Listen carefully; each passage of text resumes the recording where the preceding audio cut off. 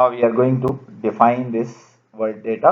Data यकीनन एक keyword है, ये मैं आपको बता रहा हूँ. Since data is a keyword, तो it is definitely having a definition. तो डेटा के बारे में ये कहते हैं ना कि ये रॉ फैक्ट्स हैं, रॉ इन्फॉर्मेशन है, ये इनकम्प्लीट डेफिनेशन है. इसकी कंप्लीट डेफिनेशन किस तरह बन सकती है? बहुत सारी बुक्स के अंदर बहुत सारी बातें लिखी हुई हैं. जो डेफिनेशन मैंने एक्सट्रैक्ट की है बुक्स को पढ़ने के बाद वो ये है. Data is a group of raw facts and figures. ये रॉ फैक्ट्स एंड फिगर्स का एक ग्रुप है विच में, पढ़े जरा, विच में very. It is not VERY, it is VARY. तो philosophy of variation just been begun from here. याद रखें, वेरिएशन का लफ्ज आपके जहन में आ जाना चाहिए.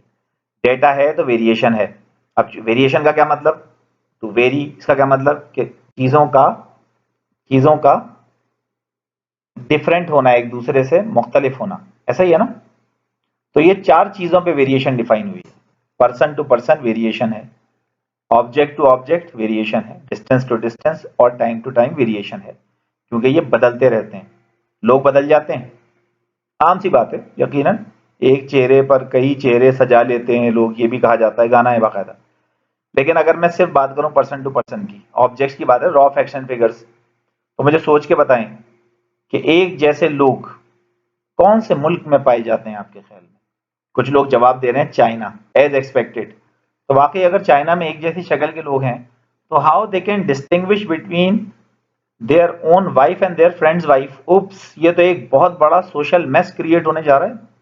आप सोचें तो सही, अगर लोगों के दरमियान वेरिएशन खत्म कर दी जाए तो फिर क्या होगा? ये तो क़यामत से पहले क़यामत आ जाएगी. लोग तो लड़ रहे होंगे एक दूसरे के लिए, और वो रिकग्नाइज कैसे करेंगे एक दूसरे को? तो ये it is due to variation.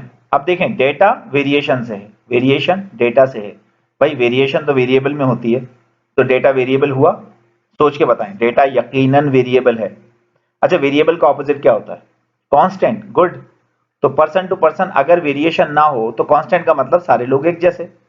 अब जब सारे लोग एक जैसे हो जाएं तो आपने सुना होगा, कई वाकयात सुने आपने कि ट्विन्स जो हैं, ट्विन ब्रदर्स, वो एक दूसरे का एग्जाम देते हुए पकड़े जाते हैं. ऐसा होता है. ये देखें, ये इंसान की खुसूसियत है. जब वो ये देखता है ना कि मैं एक जैसा लग रहा हूं, तो उसके जहन में यकीनन कुछ ऐसी थॉट्स आती हैं कि इसका कुछ एडवांटेज लिया जाए. यकीनन चाइना में एक जैसी शक्ल के लोग नहीं हो सकते. वेरिएशन है लेकिन कम है. Homogeneity is a factor. चीजों का एक जैसा दिखना अलग, चीजों का एक जैसा होना अलग. जो होता है वो दिखता नहीं, जो दिखता है वो होता नहीं, ये सुना हुआ है आपने. यकीनन पर्सन टू पर्सन यानी इंसान जो है वो एक वेरिएबल है, वो कांस्टेंट हो नहीं सकता, क्योंकि हम अफोर्ड नहीं कर सकते 50 लोग एक जगह पर बैठे हुए हो, 50 एक ही हो इंसान. सोचें थोड़ी देर के लिए, इमेजिन करें 50 लोग बैठे हुए, आपको गुमान ये हो रहा है एक ही इंसान 50 चेयर्स पे बैठा हुआ है. तो ये भयानक मंजर होगा. इसे देख के लोग भागेंगे और कहेंगे क़यामत आने वाली है, दरवाजे बंद करो, ये बाहर ना निकलने पाए. क्यों? क्योंकि यकीनन उन्हें डर होगा कि इनमें से कोई भी कुछ वारदात कर देगा तो पकड़ेंगे किसको? लॉज सारे के सारे फेल हो जाएंगे. लिहाजा हम यहाँ पर कांस्टेंट अफोर्ड ही नहीं कर सकते. अब पर्सन टू पर्सन वेरिएशन रखी है अल्लाह ताला ने. सारे लोग एक दूसरे से अलग, हर ताले की चाबी अलग, हर इंसान दूसरे से अलग है. बायोमेट्रिक रिसर्च इसकी एक बहुत बड़ी एग्जाम्पल है. इंसान की आंख की पुतली है आइरिस, उसके अंदर उसके जो बायोमेट्रिक इंप्रेशन हैं, थंब इंप्रेशन, उनमें फर्क होता है, सब चीजों में फर्क है. इसी तरह ऑब्जेक्ट टू ऑब्जेक्ट सोचें आप. अब मैं फिर वेरिएशन और कांस्टेंट की बहस कर रहा हूं, और मैं एक बहुत बड़ा दावा करने लगा हूं यहां पर. दावा यह है कि दुनिया के अंदर कांस्टेंट नहीं है. अब ये दावा मैंने बहुत बड़ा किया है. इसके ऊपर कुछ लोग एतराज कर सकते हैं, मैं हर एतराज का जवाब दूंगा. क्योंकि अगर आप स्पेस में जा रहे हैं तो मैं स्पेस की बात नहीं कर रहा, मैं इस दुनिया की, इस कुर्रा अर्ज की बात कर रहा हूं, जिसे हिंदी में कहते हैं अंतरिक्ष क्षेत्र. इसके अंदर वेरिएशन का खेल है सारा का सारा. दुनिया बनाई अल्लाह ताला ने, ये दुनिया है ही वेरिएशन का खेल. मुझे बता दें इसमें कहां है कांस्टेंट? आप सोचते भी रहें, साथ साथ मैं आपको एग्जांपल्स भी दूंगा. ऑब्जेक्ट टू ऑब्जेक्ट, किसी भी हॉल के अंदर रखी हुई चेयर्स, वो चेयर्स एक जैसी लगती हैं लेकिन वो एक जैसी नहीं है. By considering only single profile like weight, उनका वेट कंसिडर कर लें और वेइंग मशीन पे रखना शुरू करें, इलेक्ट्रॉनिक वेइंग मशीन पे, तो ग्राम्स का फर्क मिलेगा, हाँ या नहीं? अगर ग्राम्स का नहीं तो मिलीग्राम्स का मिलेगा. क्यों? क्योंकि इनके दरमियान वेरिएशन है. ऐसी क्यों है कि क्यों वेरिएशन उनके दरमियान? Because chairs are the man made object. तो इंसान ने बनाया ना, तो human itself is a variable. तो how a variable can create a constant? तो बात ही खत्म हो जाती है. इंसान और इंसानियत से रिलेटेड तमाम चीजें वेरिएशन रखती हैं, वेरिएबल होती है, वो चेंज होती हैं. इसी तरह distance to distance, Pakistan is the best example to be quoted. आप देखें यहाँ से नॉर्थ की तरफ चलें, 200 किलोमीटर अगर आप नॉर्थ की तरफ चलें तो वेदर बदल जाएगा यकीनन। लोगों की सकाफत, डेमोग्राफी, इसमें आपको चेंज महसूस होगा, यकीनन महसूस होगा। यही है डिस्टेंस टू डिस्टेंस वेरिएशन।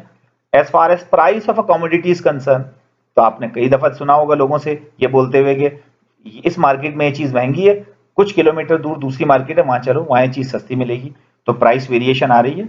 ये जो गोल्ड रेट्स हैं ये भी सिटी टू सिटी वेरी कर रहे होते हैं। तो डिस्टेंस टू डिस्टेंस वेरिएशन कौन सी ऐसी चीज है जो डिस्टेंस टू डिस्टेंस कायम रहे, वो होगा कांस्टेंट, यकीनन नहीं मिलेगा आपको। फाइनली हम कहें टाइम टू टाइम, कहते हैं वक्त के साथ तुम कितने बदल गए, पहले तो तुम ऐसे नहीं थे, वगैरह वगैरह। इसके अलावा कहते हैं वक्त इस तरह बदल देगा तुम्हारे खदोखाल, अपनी सूरत भी जो देखोगे तो डर जाओगे। कौन सी ऐसी चीज है जो टाइम टू टाइम चेंज नहीं होती? अब शायरी में तो मैंने समझा दिया, एक एग्जाम्पल और है मेरे पास, वो है रेडियो एक्टिव एलिमेंट्स की। तो रेडियो एक्टिव एलिमेंट्स के अंदर आपने पढ़ा होगा फिजिक्स में, half life of the radio active element क्या होती है? हाफ लाइफ, यह है time wise depreciation, time wise decay. तो भाई वो कहते हैं डेप्रिसिएशन, हम कहते हैं वेरिएशन। तो जो स्टैटिस्टिशियन होगा वो डेप्रिसिएशन का वर्ड यूज नहीं करेगा, वो कहेगा वेरिएशन। सब माया है, सब ढलती फिरती छाया है, इस इश्क में हमने जो खोया जो पाया है, जो तुमने कहा है फैज ने जो फरमाया है, सब माया है, हर चीज चेंज हो रही है।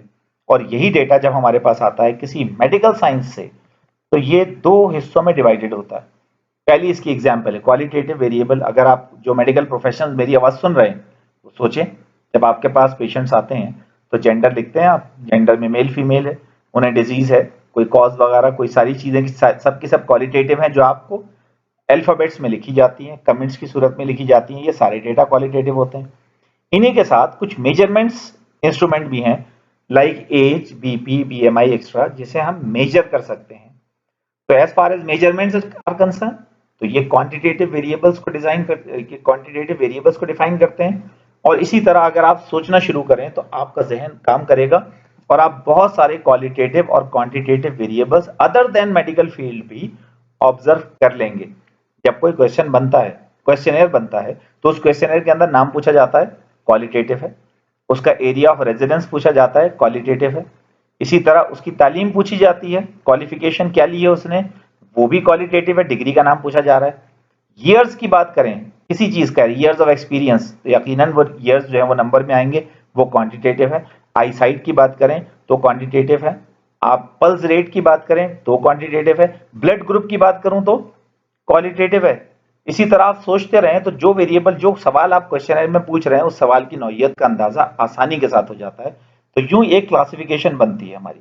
इसके बाद ये जो अहम डिबेट है वो आ रही है आपके सामने, डेटा सोर्सेज की। हो सकता है कि इसकी डेफिनेशन के दौरान ये पार्ट ओवर हो जाए, तो आप नेक्स्ट पार्ट में मैं इसको कंटिन्यू करूंगा। डेटा सोर्सेज कितनी है? अब देखा जाए तो इस वक्त मैं आपसे बात कर रहा हूं तो आप मुझसे डेटा ही तो हासिल कर रहे हैं।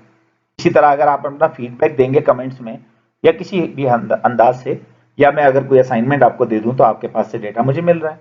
अगर आप अपने घर में बैठे हैं तो डेटा घर में भी है, अगर आप अपने ऑफिस में बैठे हैं तो डेटा ऑफिस में भी है, अगर आप रोड पे खड़े हैं तो डेटा, अगर आप अपने हॉस्पिटल में हैं तो डेटा, ऑफिस में डेटा, ऑफिस से बाहर डेटा, आगे डेटा, पीछे डेटा, डेटा ही डेटा। ये तो we are living in the hub of data, right?